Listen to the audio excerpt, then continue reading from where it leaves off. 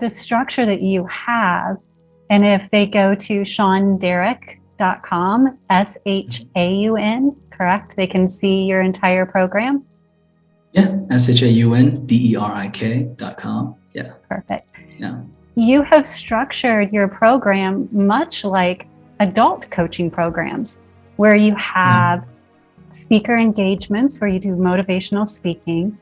You also have workshops where the youth can get involved and actually navigate through workshops, hands-on workshops, and you have coaching and mentorship. So it's not like it's a once and done kind of thing. Like you're going to go and you're going to get them all, yes, I can do this, I can do this. Okay, now where do I go? Which, when I was young, we would have pep rallies. Motivational speakers would come in. I would hear about it. You know, don't do drugs, live your life drug-free. Awesome. How do I do that when somebody is standing in front of me saying, hey, take this and you can hang with us? Yeah. I don't know what to do. And so, well, you know, sorry about that. I was going to say, how is that program? Can you walk us through that program for kids so that, you know, if I'm a parent listening to this and I desire to understand more, I know what that's about? Sure. Well, I remember growing up. I was born in the 80s. So around the late 80s, early 90s, we were in a program called DARE. And DARE was huge. They had t-shirts. We had to learn the song. In fact, you couldn't graduate right in 5th grade unless you learned DARE to keep the kids off drugs. I still have my shirt, babe. Okay, right. To keep the kids off dope, right? That was a word back then. The reason why, though, these projects were what I would really refer to as epic failures is because they were telling a lot of young people to turn away from drugs, but they weren't telling anybody what to turn to. I've been hired for a lot of drug-free conferences, and I literally have never, maybe once or twice, I don't do drug facts. I don't tell you what happens in your brain on drugs. I don't say it how control. I don't do that. You know what I talk about? Goals. That's it. Because if young people don't find something to live for, they start finding things to die for. So if I have something that I'm spending my time doing, right, that are a lot more important than drugs, I won't even be curious about it, right? And so I think that we have, yet again, amplified or edified the problem, right? And I do believe that what you focus on grows. And so I don't come in talking about drug-free messaging, right? If I'm a track star, the likelihood that I'm going to smoke is slim to none. So what do you want to do? Who do you want to be, right? And if I can build from character outside, I don't have to even mention drugs. And so it's so funny if you, at the end, say, what was Shaun's message about? He's like, follow your dreams, don't do drugs. I've never even said that. But I can teach you how to live a healthy lifestyle. And I don't have to mention, don't do this, don't do that. They understand that these are the healthiest decisions and most beneficial decisions for myself and my community, people around me. Me and Javier, we always talk about having both a mental and an emotional commitment to something. And the difference is a lot of people think, well, just tell them about drugs or tell them about, tell them about what happens and they can go to jail, or tell them about what happens when you don't get good grades. I'm like, well, that's a mental commitment. And if that was all it would take, all you have to do is read the labels on cigarette packets and you won't smoke. No, you have to have an emotional connection, an emotional commitment. And that's what it means. Commitment is to be emotionally and mentally bound to a cause. And so we get young people very emotional about their why. So if a young person says, hey, listen, I actually lost my mom. She had stage 4 lung cancer from smoking. Then the likelihood they'll pick that up is slim to none. They didn't have to read about that, they felt it.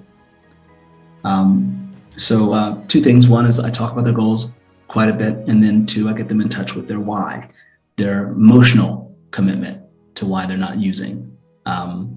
And again, you have to give young people something to look towards, right? My partner, she tells the story all the time. I was raised Pentecostal, so I was always in church.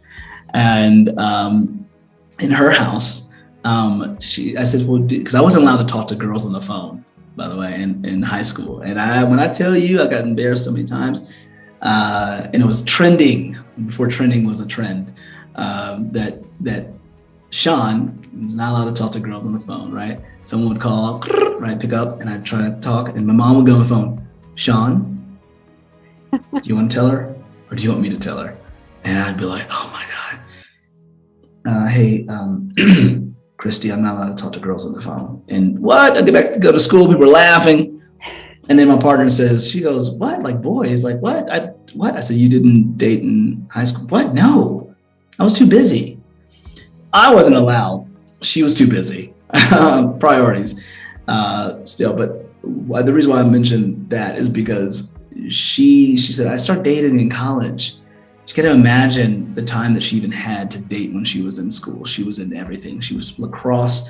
She played classical piano. She was in ballet. She didn't have time for those things. And I'm only using that example to say that when you're working within your purpose, all the other things don't really matter, right? My mom used to say that an idle mind is the devil's playground. She was very religious. Devil's playground, idle mind. What she's saying is that when you don't have things to do, that's when the enemy supposedly is able to come in and entice you. We'll use that example is young people finding their purpose early on. Now, can that change? Of course it can change. But finding your purpose early on, the likelihood that you want to do things that aren't beneficial for you, again, slim to none. Slim to none. For me, it was piano. I got involved in music pretty early. And so I understood that I had to be practicing all the time and performing all the time. And so in order to be in the band or in order to be in this dance composition group, I had to be respectful of teachers, right? I had to be ready to go, right, at any point. And I just didn't have time for all the things that they're telling us to stay away from, right? And some young people have it easier than others, depending on what environment you're in, you know? If I ask you right now, Amber, I said, okay, I want you to number your paper 1 to 4. We don't number it. I said, I want you to write print in the first line, script or cursive, right, in the second line, and then switch hands and write print and script. You'll tell me which was the hardest. You'll say, wow, 3 and 4. Some young people live there every day, like 3 and 4, right? And if they break through, like Angela Duckworth, we call that grit. They break through, right? And some people don't have it that hard. Some people have 1s and 2s their entire lives. So again, like I said, my job is to give you something to live for so you won't even have the desire. The taste won't be in your mouth.